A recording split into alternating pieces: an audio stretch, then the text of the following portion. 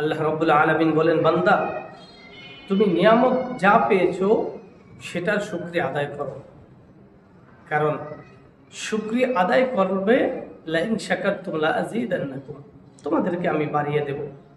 ওয়ালাইন কাফারতুম ইন্না আযাবি লাশাদীদ, আর যদি অস্বীকার করো তাহলে তোমাদেরকে আমি শাস্তি দেব। শুকরিয়া কেন আদায় করব না? আল্লাহ তাআলা দুটি চোখ দিয়েছেন, আল্লাহ মুখ দিয়েছেন, নাক দিয়েছেন, হাত পা অঙ্গ প্রত্যঙ্গ সব কিছু আল্লাহ ঠিকঠাক দিয়েছেন, এরপরে শুকরিয়া আদায় কেন করব না?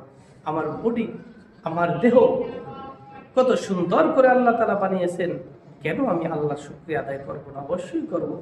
আল্লাহ তাআলা বলেন, ওয়া ইন তাউদ্দু নি'মাতাল্লাহি লা তুহসুহা, বান্দা তোমাকে আমি যত নিয়ামত দান করেছি যদি গণনা করতে চাও, গণনা করে কখনো শেষ করতে পারবে না। সুবহানাল্লাহ, যে এত পরিমাণ তোমাদেরকে নিয়ামত দিয়েছে। এর জন্য আসুন শুকরিয়া আল্লাহর আদায় করার শিখি এবং করব।